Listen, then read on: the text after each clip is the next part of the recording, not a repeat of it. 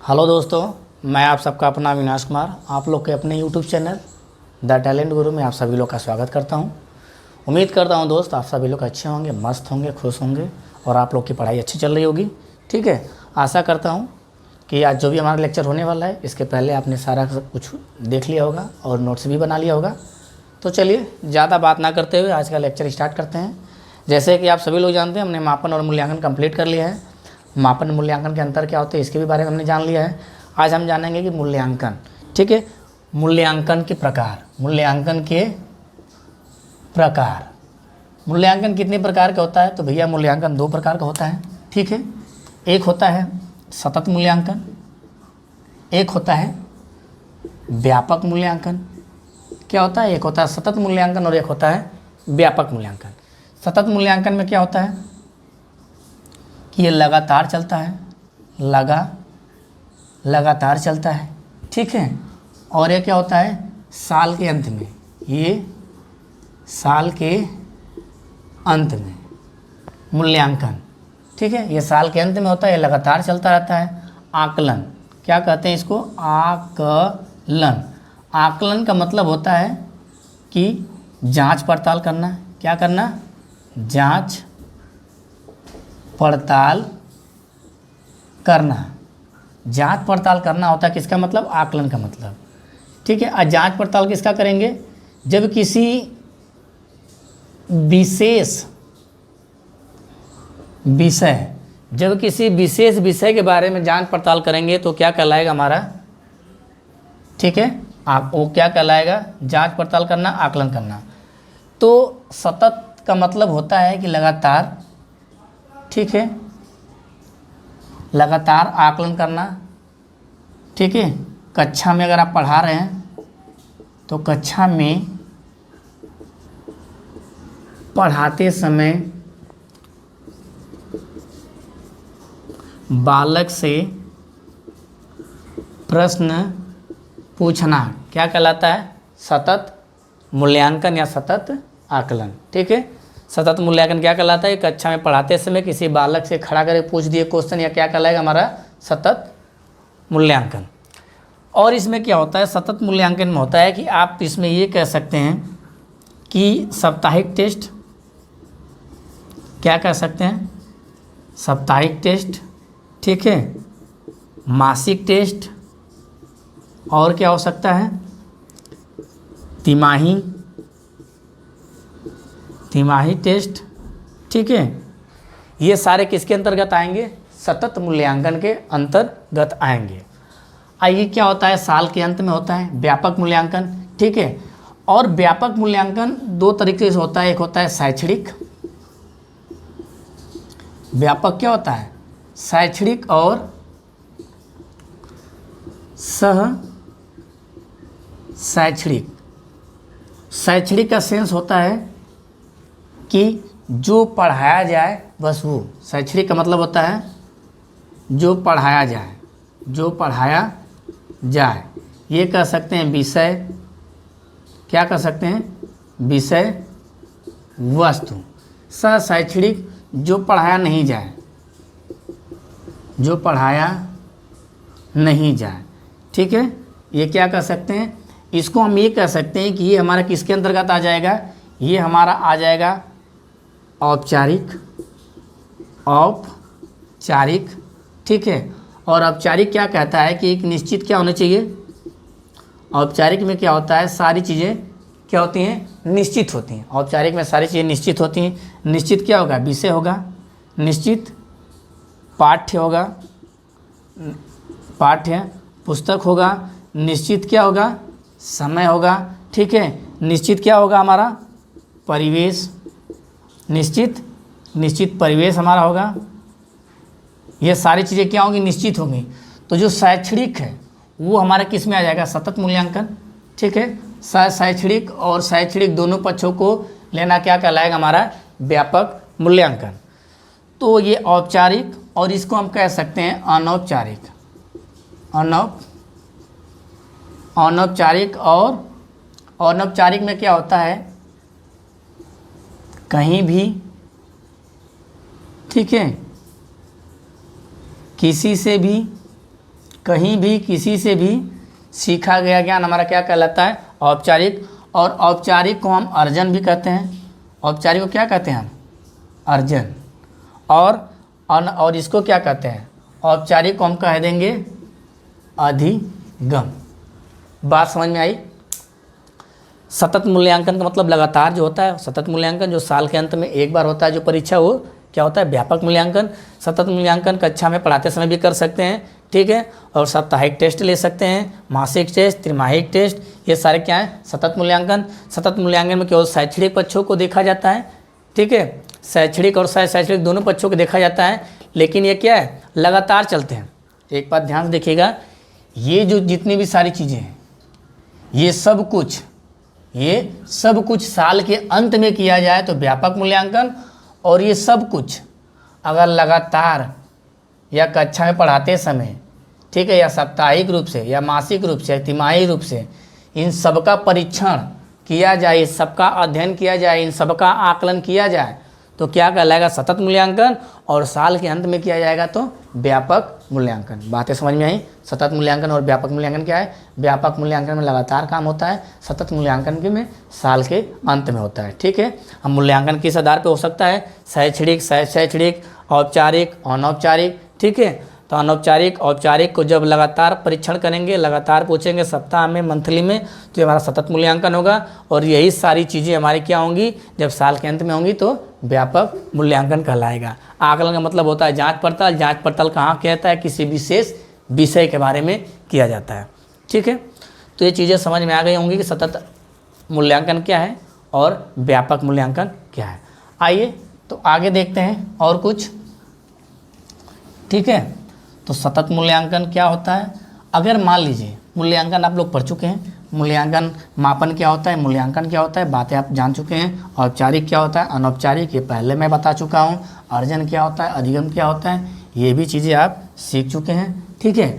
आगे आप देखते हैं मूल्यांकन करने के पश्चात। मूल्यांकन करने के पश्चात हमने मूल्यांकन क्यों किया जाता है? कि जो चीज़ हमने पढ़ाया है, जो समझाया सिखाया बालक को प्राप्त हुआ है कि नहीं, इसी के लिए हम क्या करते हैं? मूल्यांकन करते हैं। मूल्यांकन के बाद पश्चात वो पता चला कि बालक को जिस उद्देश्य के लिए हमने पढ़ाया उस उद्देश्य की पूर्ति नहीं हो पा रही है। अगर उस उद्देश्य की पूर्ति नहीं हो पा रही है तो क्या करेंगे? बालक के अंदर कोई ना कोई क्या होगी? समस्या रही होगी, तभी उस उद्देश्य की पूर्ति नहीं हो पाएगी, ठीक है। तो मान लीजिए बालक के अंदर क्या आई होगी? कोई ना कोई समस्या, ठीक है। असमस्या, फिर इसके बाद क्या आता है? निदानात्मक,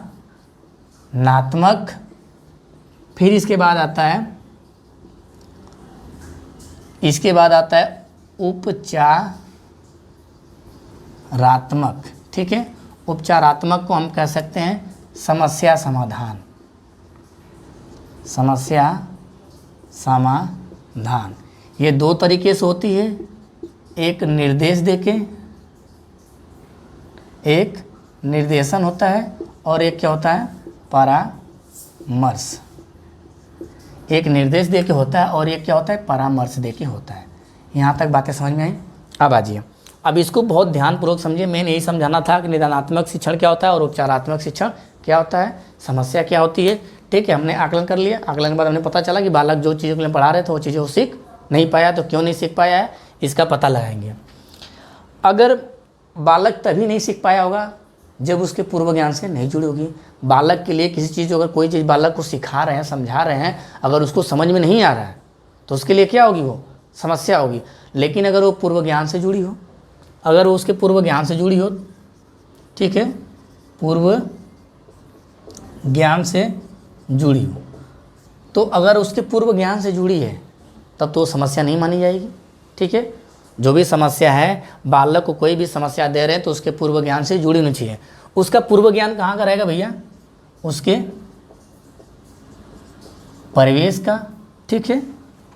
उसका परिवेश कहाँ है, ठीक है, उसके परिवेश का, उसके घर का, या क्या करेगा? उसके समाज का या उसके परिवार का, ठीक है। ये उसका पूर्व ज्ञान है। बालक के अगर पूर्व ज्ञान से जोड़कर कोई चीज़ें बताई जा रही हैं तो उसके लिए वो समस्या नहीं होगी। मान लीजिए हम पहले उसको पढ़ा चुके हैं क्या कि 2 + 2 = क्या होता है? 4। और 3 + 5 बराबर क्या होता है 8। बालक को हमने ये समझा दिया, पढ़ा दिया। अब आगे आते हैं, हमने ये समझा दिया, समझाने के बाद, पढ़ाने के बाद इसी के आधार पे हमने एक क्वेश्चन दे दिया, क्या 10 + 5, ठीक है 10 + 5। तो ये बालक इसको क्या कर रहा है, नहीं कर पा रहा है, 10 + 15 को ये जोड़ नहीं पा रहा है, जबकि ये क्या है इसके पूर्व ज्ञान से ही जुड़ी है। तो ये तो बालक के लिए थी समस्या, तो नहीं है, इसके पूर्व ज्ञान से जुड़ी, लेकिन ये कर नहीं पा रहा है। अगर बालक को जो भी समस्या दी जा रही है अगर उसके पूर्व ज्ञान से जुड़ा है, उसके बाद भी उसका समस्या क्या है, उसका समाधान नहीं कर पा रहा है, तो उसमें ज़रूर कोई ना कोई क्या होगी, प्रॉब्लम होगी, कोई ना कोई दिक्कत या कोई ना कोई परेशानी होगी। तो उसी परेशानी को पता करना क्या कहलाता है, हमारा निदानात्मक। निदानात्मक का सेंस होता है कारणों का पता लगाना, कारणों का पता लगाना, ठीक है। कारण का हमने क्या करना है, पता लगाना कि बालक क्यों नहीं सीख पा रहा है। जब उसके पूर्व ज्ञान से जुड़ी हुई है तो बालक क्यों नहीं सीख पा रहा है, बालक क्यों नहीं सीख पा रहा है जब उसके पूर्व ज्ञान से जुड़ी हुई है। कारण हो सकता है, क्या क्या कारण हो सकता है भैया, ठीक है, या तो उसकी मानसिक क्षमता कमज़ोर है, मानसिक क्षमता कमज़ोर है, ठीक है, या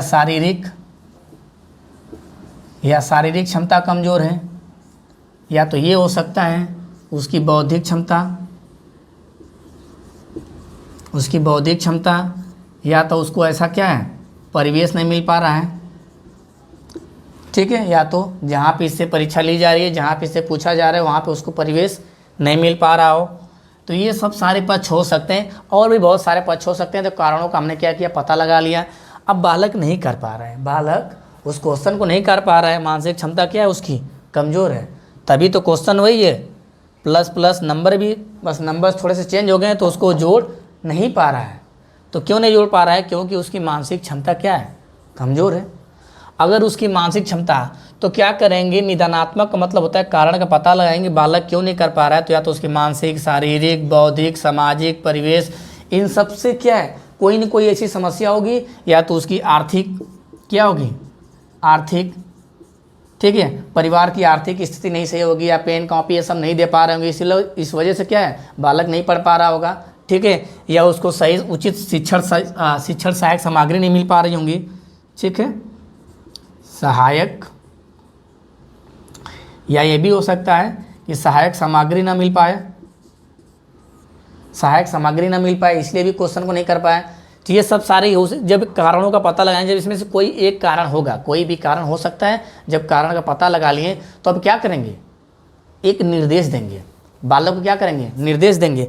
अगर ये क्वेश्चन मैथ का नहीं कर पा रहा है, अगर ये मैथ का क्वेश्चन बालक नहीं कर पा रहा है, तो क्या करेंगे, आप निर्देश देंगे कि देखो भैया, जैसे 2 + 3 = 5 है, वैसे ही 4 + 4 = 8 होगा, वैसे ही 10 + 2 = क्या होगा, 12 होगा, वैसे ही 15 + 10 = क्या होगा, 25 होगा।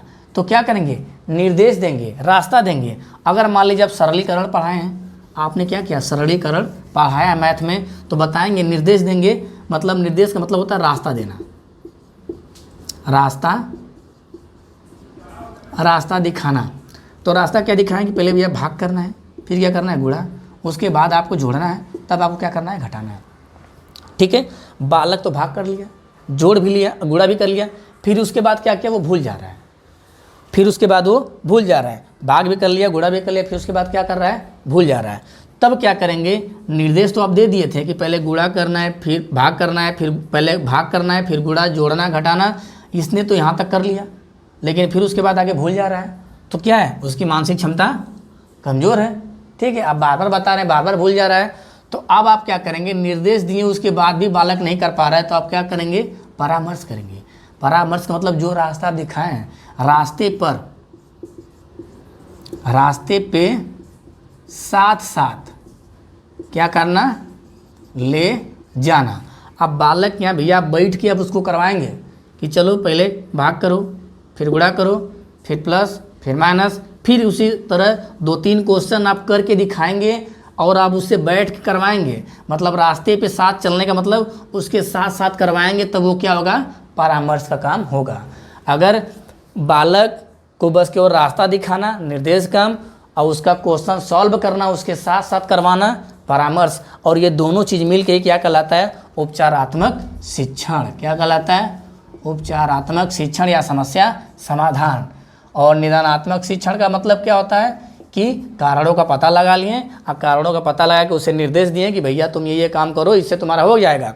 ठीक है, आप जैसे गिनती सीखे हो, गिनती के बाद पहाड़ा सीखना, पहाड़ा के बाद पहाड़ा किससे बनता है? गुणा से। ऐसे अवधारणा को समझाते जाएंगे, उसके बाद भी बालक नहीं कर पाएगा, तब क्या करेंगे? आप करके दिखाएंगे, बालक के साथ साथ करेंगे और करके दिखाएंगे, तो वो क्या कहलाएगा? परामर्श।